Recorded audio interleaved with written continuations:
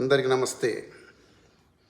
ఎవరో వస్తారని ఏదో చేస్తారని ఎదురు చూసి మోసపోకుమా, నిజము మరచి నిద్రపోకుమా అనేది నానుడి సామెత.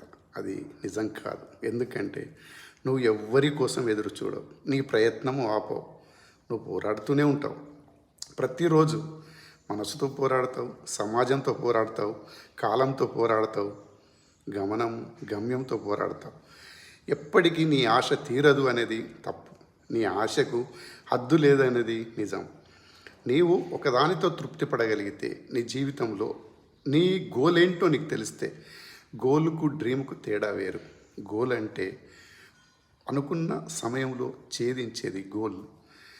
నేను ఇది కావాలి అనుకునేది డ్రీమ్. దీనికి చాలా వ్యత్యాసం ఉంది మిత్రం. రెండును ఒకే విధంగా ఎప్పుడు చూడకు.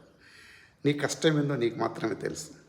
అందరు నిన్ను సుఖపడుతున్నావు అనుకుంటారు, కానీ నీ మనసుకు మాత్రమే తెలుసు నువ్వు ఏ విధంగా ఉన్నావు, నువ్వు ఎలాంటి నిర్ణయాలు తీసుకుంటున్నావు, ఎలా ముందుకెళ్తున్నావు అనేది నీకు మాత్రమే తెలుసు. అలాగని అందరికీ తెలవాల్సిన అవసరం కూడా లేదు. ఆ ప్రయత్నం కూడా చేయకు, ఎందుకంటే లోకు అయిపోతావు. కష్టాలు కన్నీళ్ళు రెండు సమానమే, ఎప్పుడు పక్కనే ప్రయాణం చేస్తాయి, మనందరికీ తెలుసు. కానీ మనిషి మనుగడ కోసం సాధించడానికి అహర్నిశలు శ్రమిస్తాడు. ఆ శ్రమ లోపల కొందరు విజయం సాధిస్తారు, కొందరు ఇంకా విజయం చేరుకోలేక అలా ఉండిపోతారు. కానీ విజయం చేరిన వానికంటే విజయం కోసం ఎదురు చూస్తూ పోరాటం చేసేవానికి రెండింతల జ్ఞానం, రెండింతల ఆత్మబలం ఎక్కువ. అది ఎవరినైనా అడుగు చెప్తారు.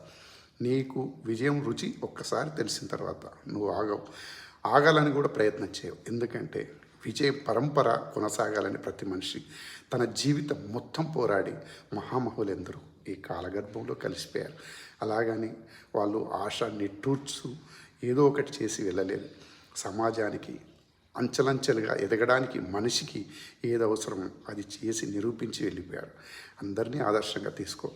కానీ ఒకటి మిత్రమా, అందరికీ స్నేహంగా ఉండు, నువ్వు శత్రువు కావు. కానీ అందరికీ మంచి చేయాలనుకోకు, అది నీ వల్ల కాదు.